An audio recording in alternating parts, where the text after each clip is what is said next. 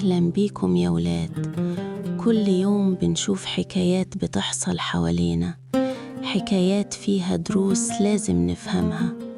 وحكاية النهاردة عن الجواز. يا ترى الجواز بقى بالفلوس ولا بالأصول؟ تعالوا نشوف الحكاية. أنا يشرفني يا عمي إني أطلب إيد بنتك سمر. قبل ما ندخل في أي تفاصيل يا ابني، أحب أعرف أنت بتشتغل إيه؟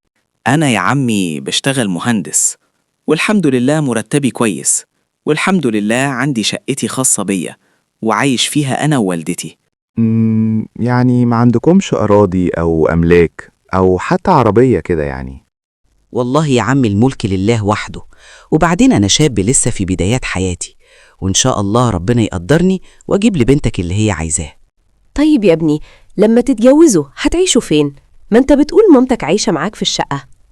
أيوة يا طنط، هنعيش مع والدتي في الشقة، والحمد لله الشقة واسعة وكبيرة، وكمان هتكون شقة بنتك، ووالدتي ست طيبة وبتحب سمر قوي. والله يا ابني الرأي رأي أبوها، هو أدرى بمصلحتها. بص يا ابني، أنا هكون صريح معاك. أنا عايز جوازة حلوة لبنتي، يعني لو هتقدر توفر لها سكن خاص بيها وبيك ويكون ملك وعيشة حلوة، هقولك ساعتها أهلا بيك. غير كده معلش يا ابني سامحني، أنا مش موافق. هو في ايه كمية التنطيط والشروط اللي ما بتخلصش دي؟ محسسني انك قاعد في قصور جاردن سيتي. اتقوا الله بقى، انتوا بتجوزوا بنتكم ولا بتعرضوها في مزاد للي يدفع اكتر؟ اسمعها مني كلمة وبأعلى صوت، البنت دي لو آخر بنت في الكوكب أنا مش عايزها، ولا يشرفني ولا حتى يلزمني إني أناسب واحد زيك ولا زي الست والدتها، ومن غير سلام كمان. في 60 سلامة يا أخويا. بنت يا سمر، هات الزير اكسريه وراه، بلا خيبة، شباب آخر زمن. حاضر يا بابا.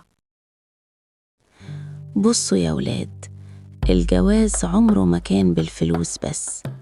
الفلوس بتروح وتيجي، لكن الأصل والجدعنة هما اللي بيفضلوا.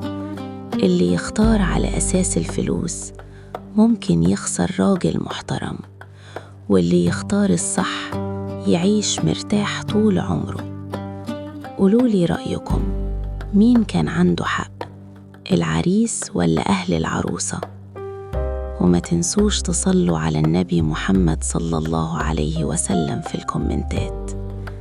ولو عجبكم الفيديو تابعوني عشان تشوفوا حكايات أكتر، ودمتم في أمان الله. حكاية